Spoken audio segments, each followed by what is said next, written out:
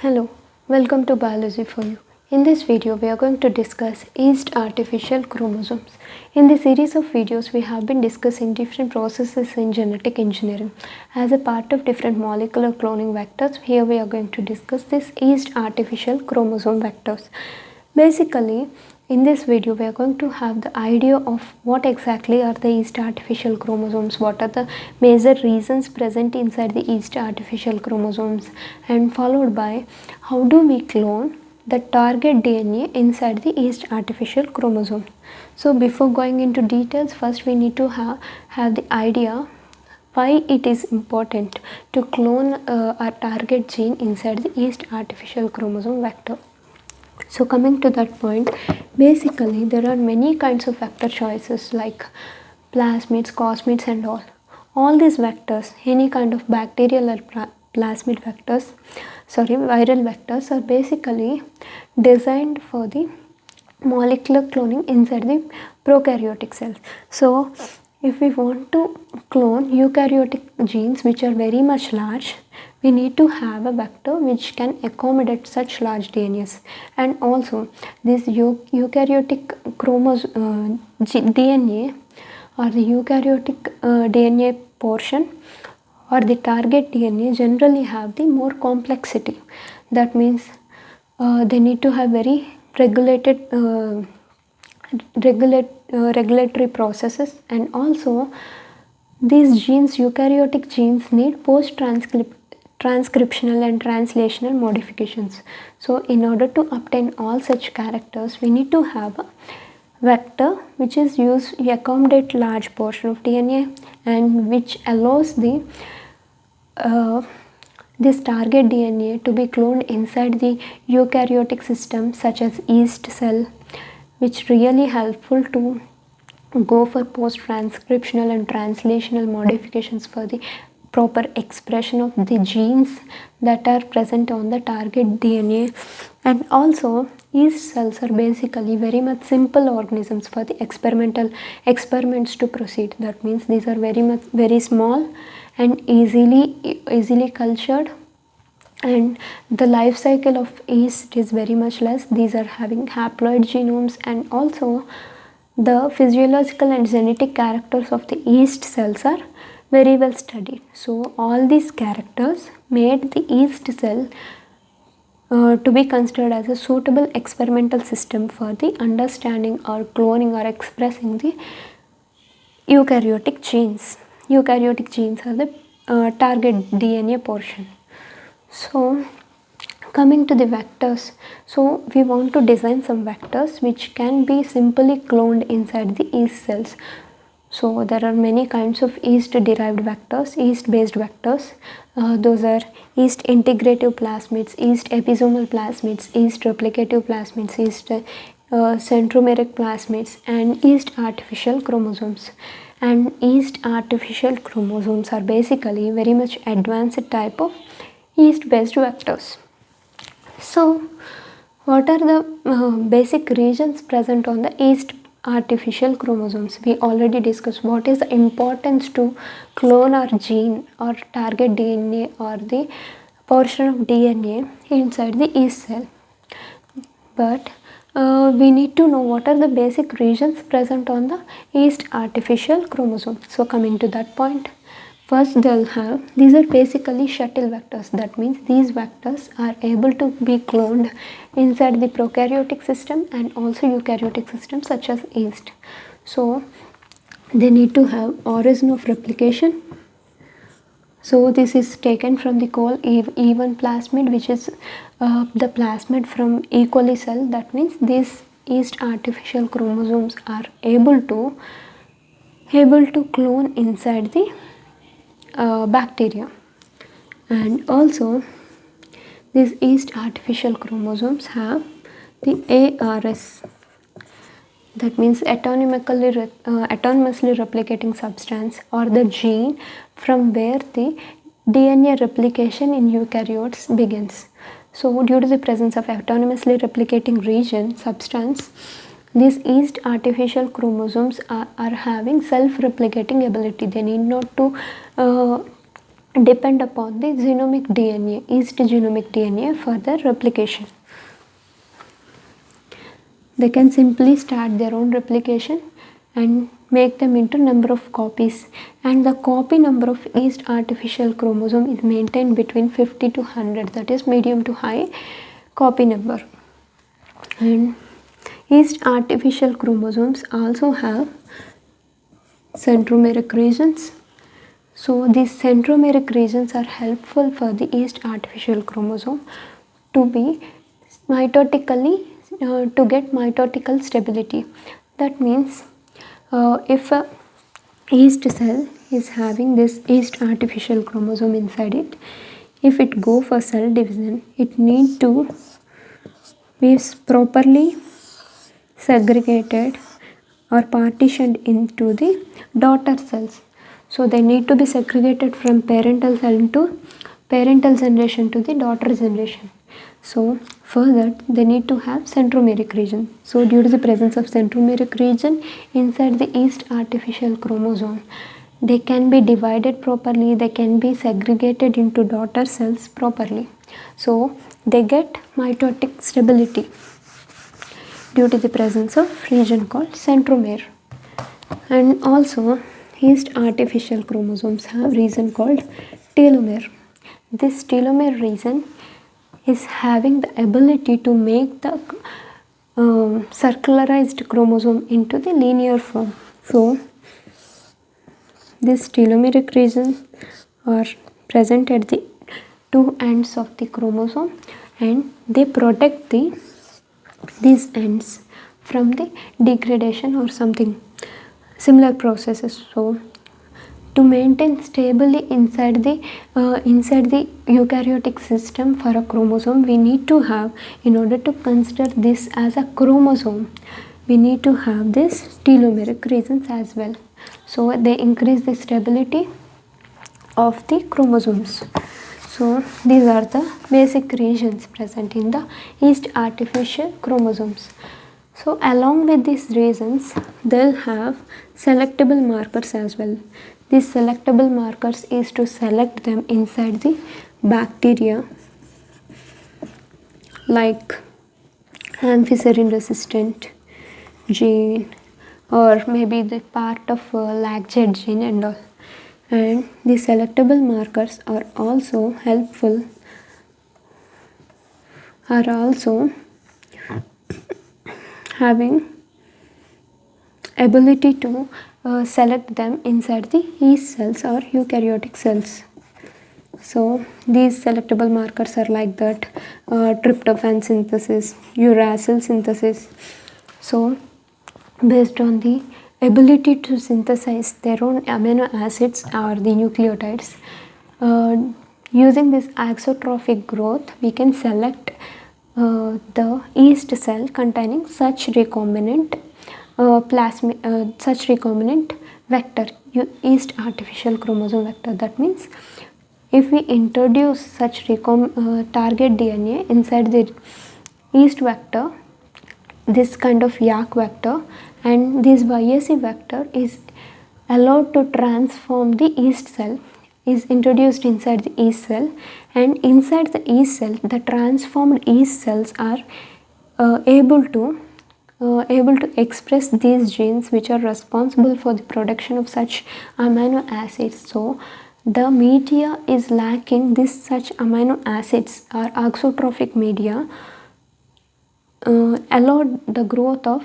only recombinant cells. So based on that, we are going to select this yeast artificial chromosome or recombinant YAC vector containing yeast cells.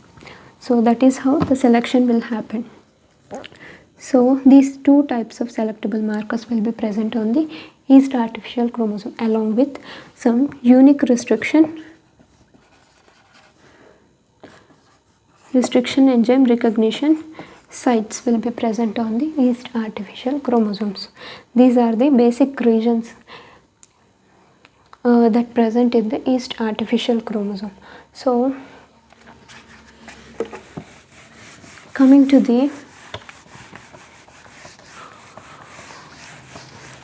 next point, that is how do we clone or target DNA inside the yeast artificial chromosome? Coming to that point, let us start with the yeast artificial chromosome and the source organism. The source organism, let it be a plant cell or animal cell or any other kind of eukaryotic cell. This eukaryotic cell is having genomic DNA like this, and this genomic DNA inside the nucleus it will present, and it is having a target DNA inside it, which is need to be cloned using this YSA system. So this need to be identified and isolated from the source organism. For that, we need to go for DNA isolation first. We need to isolate the genomic DNA, and followed by we need to cleave such portion with the restriction enzyme. So we need to treat this genomic DNA with restriction enzyme, but the restriction type of restriction enzyme need to be the same which is present for which the recognition site is present on the YS vector. That means the type of cleavage products will be same for same from the YSC vector and the target DNA. So one such unique restriction enzyme will be used for the cleavage of the genomic DNA, and very large set of fragments will be obtained or cleavage products will be obtained, which need to be separated using pulse field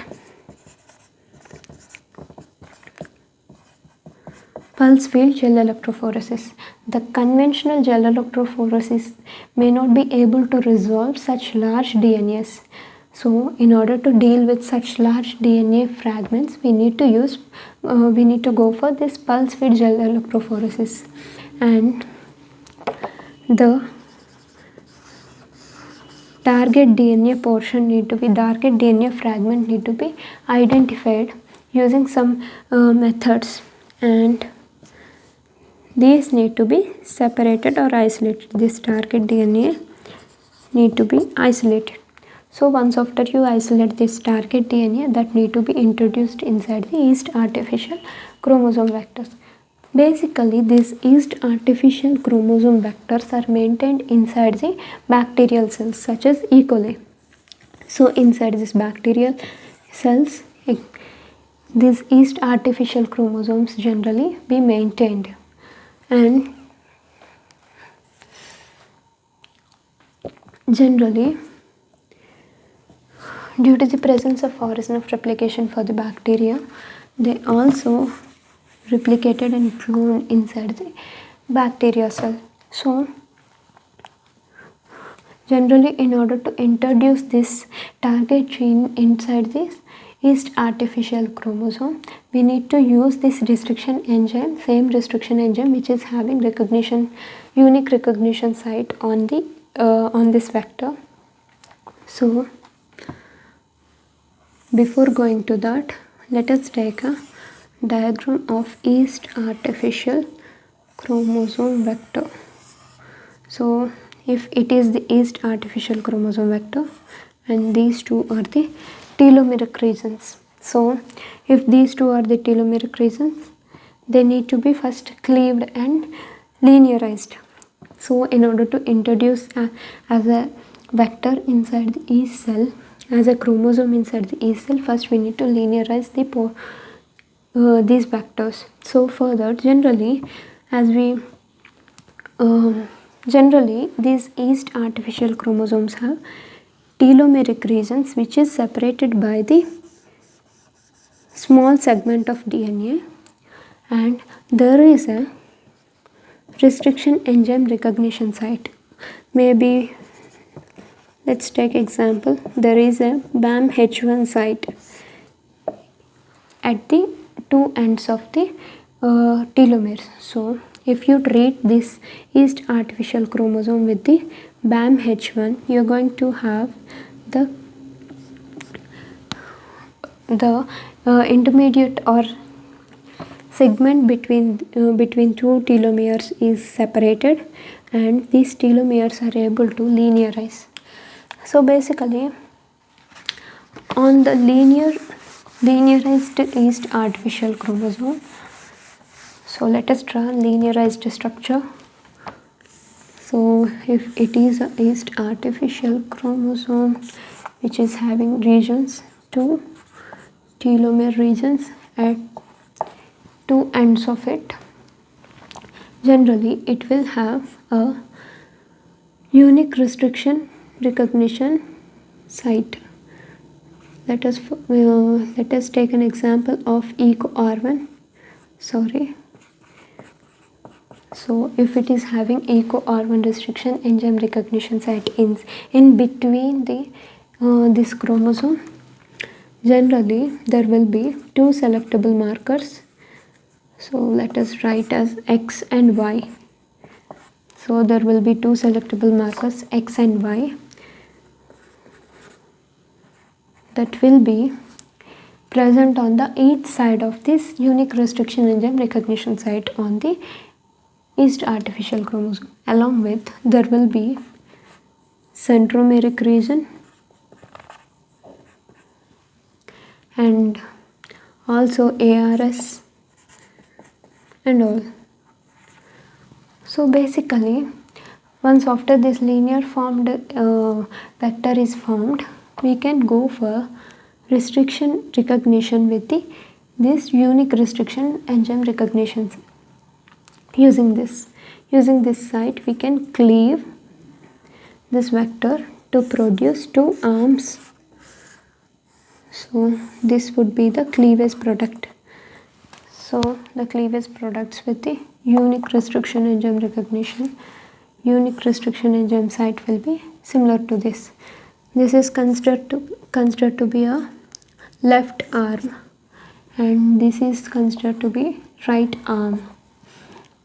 And here is the cleavage happened exactly, and this restriction and recognition site is the restriction enzyme that is going to be cleave the target DNA as well. So the similar fragments will be happened with this vector and the target DNA, which can be easily glued. So here the target DNA will be cloned inside this vector. So there is a ARS gene and selectable marker 1, selectable marker 2 are Y, and there is a centromeric region, and these are the basic portions present on this vector. So once after this target DNA is introduced inside the vector, we need to introduce this recombinant yeast artificial chromosome inside the yeast cell. So in order to introduce this artificial chromosome or the recombinant vector inside the yeast cell, we need to go for transformation techniques such as electroporation.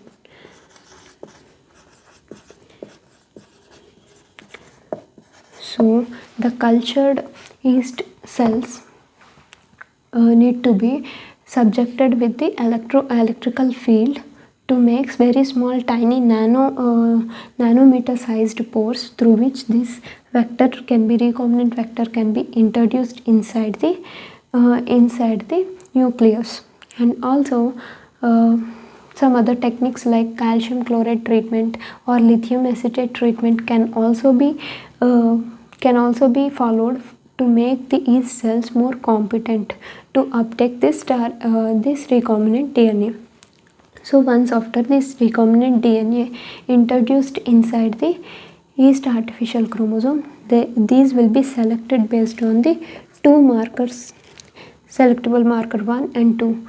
So if one type of marker has been lost, that means one portion of the DNA, if that is lost, the recombinant vector will not be able to survive. That means due to the lack of some selectable marker genes, responsible genes, the recombinant vector cannot produce some genes, some products, so that the cell which is transformed with the such lost portion of or the damaged vector system. If a cell transformed with such damaged vector system, that is not able to survive because of the loss of one such selectable marker. So only the cells which obtain with the whole length of the vector are able to survive in the selective media. That means these transformed cells, after this electroporation or any kind of transformation techniques, the yeast cells are cultured in the media such as auxotrophic media. This auxotrophic media is deficient in one or two growth components. That means which are actually provided by the selectable markers. Generally, these selectable markers for the present in the yeast artificial chromosomes are genes for the synthesis of tryptophan or uracil. So these are the genes responsible for the production of tryptophan amino acid or uracil base. So the media which is not able to provide such growth components, so that does not allow the growth of non-recombinant cells. So the recombinant cells with recombinant yeast cells which having these recombinant factors are able to synthesize such components. That means they are only able to survive inside the in the auxotrophic media. So likewise, the transformed cells will be selected. Transformed yeast cells will be selected and they will be used for cloning process.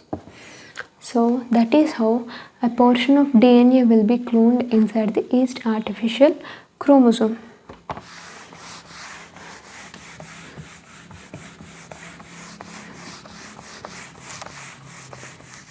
Generally, these yeast artificial chromosome vectors are quite helpful to clone large portion of DNA, genomic DNA, or maybe they are very much helpful in the preparation of genomic DNA libraries, or maybe to produce physical mapping of the genes.